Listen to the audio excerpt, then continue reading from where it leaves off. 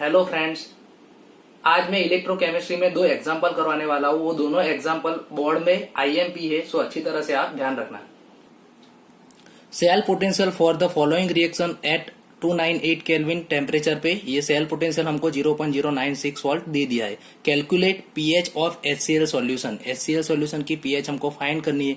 अगर pH find करने का कोई भी एग्जांपल आए तो आपको जो सेल दिया गया होगा उसमें कंपलसरी एक हाफ सेल हाइड्रोजन का होगा, या तो वो लेफ्ट साइड होगा या तो वो राइट साइड होगा। यहाँ हमारे पास राइट साइड पे हाइड्रोजन सेल है, हाइड्रोजन हाफ सेल कंपलसरी होगा तो ही आप उसकी पीएच फाइंड कर सकते हो। यहाँ लेफ्ट साइड में SN+2 है और राइट साइड में हमारे पास हाइड्रोजन सेल है, और उसका दोनों का हाफ सेल पोटेंशियल स्टैंडर्ड हमको दे दिया है। SN का दे दिया है -0.14 वोल्ट और हाइड्रोजन का तो हमको पता है कि 0.0 वोल्ट है। सबसे पहले हम रिएक्शन देखेंगे कि SN में से SN+2 बनता है, SN में से SN+2 बनता है।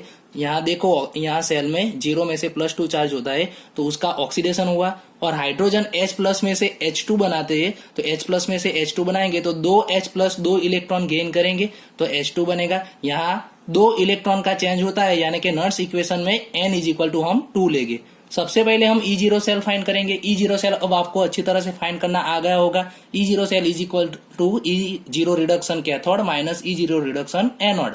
यहाँ कैथोड पर है 0 हाइड्रोजन यानी 0.0 वोल्ट है, और कैथोड का हमको दे दिया है, एनोड का दे दिया है -0.14।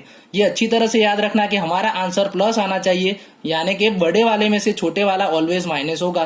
तो ये दोनों में से बड़ा कौन सा है, तो हाइड्रोजन वाला है, बड़ा है, इसलिए यहाँ 0.0 में से -14 माइनस होगा तो माइनस माइनस प्लस हो जाएगा, तो हमारा E0 सेल प्लस आ गया।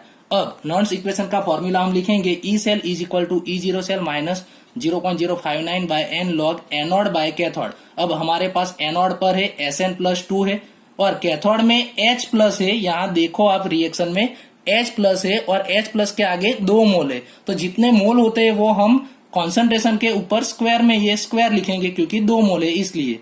अब E0 सेल हमारा आंसर आ गया 0.14, 0.059 बाय n के बदले हम 2 लिखेंगे तो 2 से डिवाइड करेंगे तो हमारा आंसर आएगा 0.0295 लॉग। SN+2 कॉन्सेंट्रेशन हमको वो सेल ऊपर दे दिए उसमें से 0.05 लिखेंगे, और H+ की कॉन्सेंट्रेशन हमको फाइंड करनी है H+ square.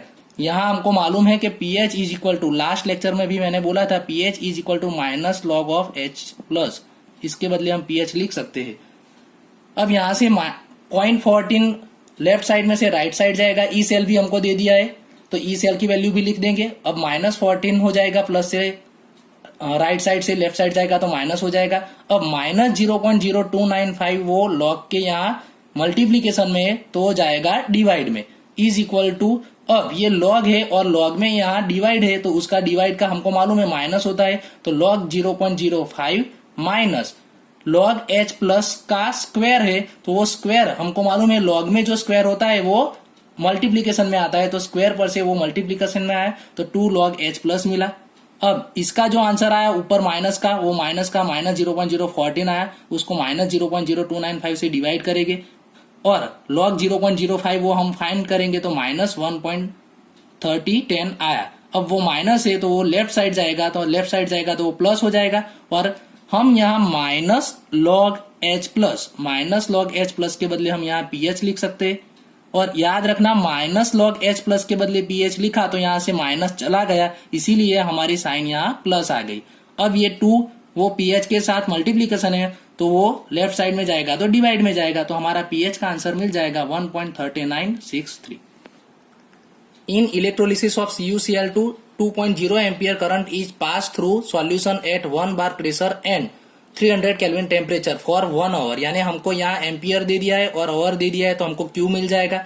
Calculate how much product is obtain at anode and cathode, anode and cathode पर कितनी प्रोडक्ट हमको मिलती है। यहाँ Cu का एटॉमिक वेट दे दिया है 63.5 और Cl का भी दे दिया है 35.5 और R की वैल्यू हमको दे दी है। सबसे पहले हम Q फाइंड करेंगे, Q is equal to IT, I के बदले हम 2 एम्पियर लिखेंगे। टाइम 1 आवर दिया है तो 1 आवर के बदले हम 60 × 60 करेंगे तो हमको सेकंड मिल जाएगा। तो हमारा जो आंसर आया वो Q कूलम में आया। कूलम में से फैराडे में कन्वर्ट करने के लिए हम 96,487 से डिवाइड करेंगे तो हमारा फैराडे वाला Q आंसर आ गया। अब सबसे पहले हमको रिएक्शन सोचनी पड़ेगी कि CuCl2 है तो CuCl2 में Cl का -1 चार्ज होता है तो Cu का +2 आएगा, यानी Cu+2 एंड 2 Cl-। अब ये अच्छी तरह से याद रखना है कि कैथोड पर ऑलवेज मेटल डिपोजिट होती है, तो हमारे पास Cu+2 है, Cu+2 ऑलवेज कैथोड पर जाएगा। कैथोड पर Cu+2 क्या करेगा, तो कैथोड पर Cu+2 2 इलेक्ट्रॉन गेन करेगा और Cu बनाएगा। ये रिएक्शन से हमको पता चलता है कि 2 इलेक्ट्रॉन यानी 2 फेराडे में से हमको 1 मोल Cu मिलता है। Cu के आगे 1 मोल है, 2 फेराडे में से 1 मोल Cu मिलता है। अब 1 मोल Cu का एटॉमिक वेट हम लिख सकते हैं, ऊपर ब्रैकेट में दे दिया है 63.5 ग्राम Cu। तो हमारे पास जो है फेराडे 72,000 डिवाइडेड 96,487 फेराडे, उसमें से हमको कितना Cu मिलेगा। तो यहाँ इसको हम आंसर लाएंगे इसका, तो हमको जो मिला वो Cu का ग्राम हमको मिल गया जो कैथोड पर डिपोजिट होता है 2.35 ग्राम। अब एनोड की सोचे तो एनोड में 2 Cl- गिव्स Cl2 + 2 इलेक्ट्रॉन, यानी 1 मोल Cl2 के लिए हमको 2 फेराडे चाहिए। 2 फेराडे 1 मोल Cl2 के लिए, तो हमारे पास जो आंसर था वो फेराडे वाला, उसमें से कितने मोल Cl2 मिले। जो Cl2 हमको मिला वो Cl2 हमको मोल में मिला। अब यहाँ एक बात अच्छी तरह से याद रखनी है कि Cl2 गैस है, तो गैस में हम ग्राम फाइंड नहीं करेंगे, गैस में हम उसका वॉल्यूम फाइंड करेंगे।